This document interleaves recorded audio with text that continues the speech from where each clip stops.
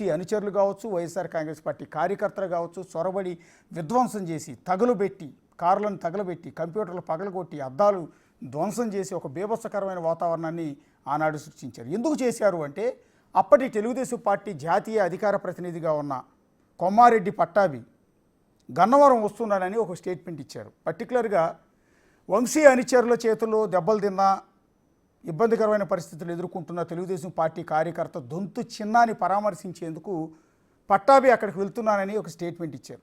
ఆ ప్రకటన రాగానే ఆయన అడ్డుకునేందుకు నువ్వు రావడానికి వీల్లేదంటూ అప్పటి వైఎస్ఆర్ కాంగ్రెస్ పార్టీ శ్రేణులు, వల్లభనేని వంశీ అనుచరులు రోడ్డు మీదకి వచ్చి గలాటా ప్రారంభించారు.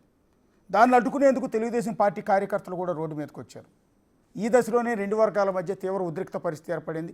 అక్కడికి పట్టాభి చేరుకున్న తరుణంలో ఆయనపైన కూడా దాడి జరిగింది. ఆ తర్వాత పట్టాభిని అరెస్ట్ చేసి తోట్లవల్లూరు పోలీస్ స్టేషన్ కూడా తరలించారు. సో ఎంటైర్ వివాదానికి మూల కారణం తెలుగుదేశం పార్టీ ఆఫీస్ మీద దాడి అయితే, రెండోది అక్కడికి వెళ్ళిన పట్టాభి. ఒకసారి ఆయన పట్టాభి గారు ప్రస్తుతం మనకి లైవ్లో అందుబాటులో ఉన్నారు. ఆయన ఆంధ్రప్రదేశ్ స్వచ్ఛాంధ్ర కార్పొరేషన్ చైర్మన్గా కూడా ఉన్నారు. పట్టాభి గారు, అసలు ఏం జరిగింది ఆ రోజు? ఎందుకు మీరు గన్నవరం వెళ్ళాలనుకున్నారు? సో ఆ సందర్భంలో జరిగింది ఒకసారి రిమైండ్ చేస్తారా? అశోక్ గారు, మీ ప్రశ్నకు జవాబు చెప్పే ముందు నా ఫోన్కి వస్తున్నటువంటి మెసేజ్లు, sir finally we have been waiting for this day from so long, congratulations ఒక message. Sir this is the day we have been waiting for, this psycho should be taught a lesson అని ఇంకొక message. Finally congratulations on the first step అని ఇంకొక message. అంటే ఒక వరద. ఇప్పుడు అన్నీ చదివితే మన ఈ టైం అంతా కూడా దీనికే సరిపోద్ది, మెసేజ్లు అన్నీ చదవటానికి. అంటే ప్రజలు, ఎందుకంటే అల్టిమేట్గా ప్రజాస్వామ్యంలో ప్రజలే అంతిమ న్యాయ నిర్ణేతలండి. ఇవాళ ప్రజలు ఏ రకంగా వాళ్ళు ఫీల్ అవుతున్నారు అన్నదానికి నేను చదివి వినిపించాను మెసేజ్లన్నీ కూడా.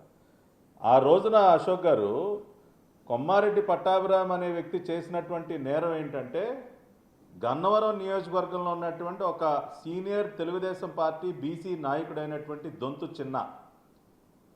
చిన్న గారికి అండగా నిలబడటానికి నేను గన్నవరం వెళ్ళటమే నేను చేసినటువంటి నేరం. జగన్మోహన్ రెడ్డి గారి ప్రభుత్వ హయాంలో ఏంటంటే, దళితులు, బలహీన వర్గాలపైన దాడులు చేయటం అనేది వాళ్ళకు అలవాటుగా చేసుకున్నటువంటి పని.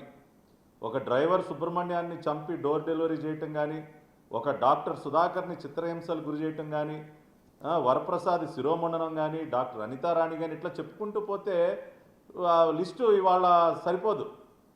కాబట్టి బలహీన వర్గాలు, దళితులపైన జరుగుతున్నటువంటి దాడులకు వ్యతిరేకంగా ఎవరు పోరాడినా వాళ్ళకి నచ్చేది కాదు. నేను గన్నవరానికి ఆ రోజున దొంతు చిన్నా గారిని తీసుకుని పోలీస్ స్టేషన్కి వెళ్ళి, నేనేమి అక్కడ వాళ్ళపైన ఎదురు దాడులు చేయడానికి వెళ్ళలేదే, నేను వెళ్ళింది గన్నవరం పోలీస్ స్టేషన్కి అండి. ఒక బలహీన వర్గానికి చెందినటువంటి నాయకుడికి అండగా నిలబడటం కోసం పోలీస్ స్టేషన్కి వెళ్ళా. అది నేను చేసిన నేరం. జగన్మోహన్ రెడ్డి గారికి హయాంలో ఎవరు కూడా మాకు న్యాయం చేయండి అని పోలీస్ స్టేషన్ కూడా వెళ్ళకూడదు. వాళ్ళు ఎన్ని దుర్మార్గాలు చేసినా, ఎవరిని చంపినా, ఎవరిని చితగ్గొట్టినా, ఎన్ని ఆస్తులు తగలబెట్టినా అందరూ ఇళ్లలో కూర్చోవాలి. పోలీస్ స్టేషన్కి కూడా వెళ్ళకూడదు అశోక్ గారు. అది కూడా నేరమే. ఆ నేరమే నేను చేశాను ఆ రోజున. నేను గన్నవరం ఎంటర్ అవుతున్నటువంటి సందర్భంలోనే, గన్నవరం ఎంట్రన్స్లోనే ఈ సైకో వంశీ యొక్క పార్టీ ఆఫీస్ ఉంటుంది. అక్కడ దాదాపుగా 200 మంది ఆల్రెడీ గుమ్మిగూడి ఉన్నారు. నేను ఎంటర్ అవుతున్నప్పుడే చూశాను. నేను నేరుగా పోలీస్ స్టేషన్కి వెళ్ళి నేను అడిగా అక్కడ అధికారుల్ని, ఇదేంటి సార్ అక్కడ అంతమందిని పోగేసి కూర్చున్నారు రోడ్డు మీద, ఏం జరగబోతా ఉంది ఇక్కడ, ఏం చేయబోతా ఉన్నారు ఇప్పుడు అని చెప్పి నేను మాట్లాడుతున్నటువంటి సందర్భంలోనే ఆ 200 మంది రౌడీ మోక మా పార్టీ ఆఫీస్కి వెళ్ళిపోయి దాన్ని ధ్వంసం చేసి, ఇవాళ విజువల్స్ చూస్తున్నారు కదండి, వాహనాలు తగలబెట్టే కార్యక్రమానికి శ్రీకారం చుట్టారు.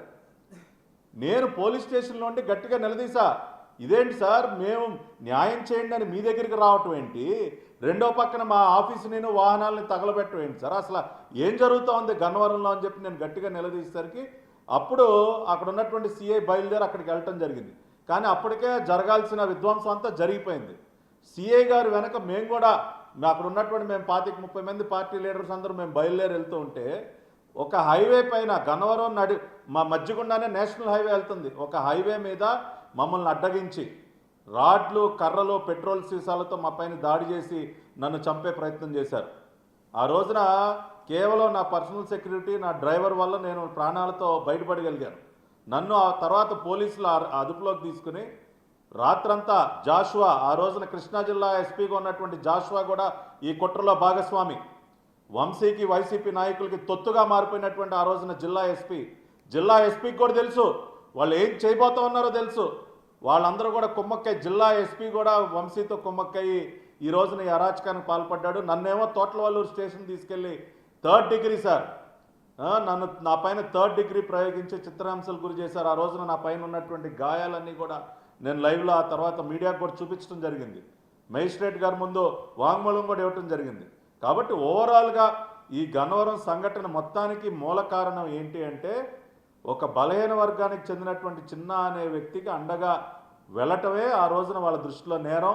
పోలీస్ స్టేషన్కి వెళ్ళి ఒక బలహీన వర్గ నాయకుడికి న్యాయం చేయండి అని అడగటమే ఆ రోజున మేము చేసినటువంటి నేరం అశోక్ గారు. అందుకనే ఇంత విధ్వంసం సృష్టించారు. ఒక్కసారి మీరు ఆలోచిస్తే అశోక్ గారు, ఇతను వంశీ అనే వ్యక్తి, వాళ్ళు వంశీకి అనుకూలంగా చాలామంది ఈ సైకో మోకులందరూ బయటకు వచ్చి మాట్లాడుతూ ఉన్నారు. మాకు కూడా ఇక్కడ గుణదల్లో ఒక పిల్ల సైకో ఉంటాడు అవినాష్, అదేవిధంగా ఇంకా చాలామంది. వీళ్ళందరిని అడుగుతా ఉన్నా, ఏ ముఖం పెట్టుకుంటే వాళ్ళు అతనికి మీరు మద్దతుగా మాట్లాడుతూ ఉన్నారయ్యా? ఏ ముఖం పెట్టుకుని మాట్లాడుతూ ఉన్నారు మీరు? దేవత లాంటి భువనమ్మ గారి పైన అతను చేసినటువంటి వ్యాఖ్యలను మీరు సమర్థిస్తారా? ఒక మహిళ పైన అంత అసభ్యంగా మాట్లాడటాన్ని మీరు సమర్థిస్తారా? ఒక బలహీన వర్గ నాయకుడి పైన, చిన్న పైన దాడి చేయటాన్ని మీరు సమర్థిస్తారా?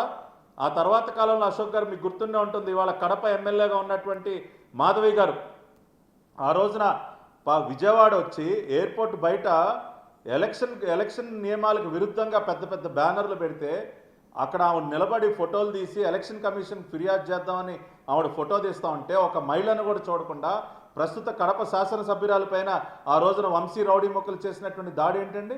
అంటే వీళ్ళకి బలహీన వర్గాలంటే లెక్కలేదు, మహిళలంటే లెక్కలేదు, ఎవరి మీద పడితే వాళ్ళపైన ఈ రకమైనటువంటి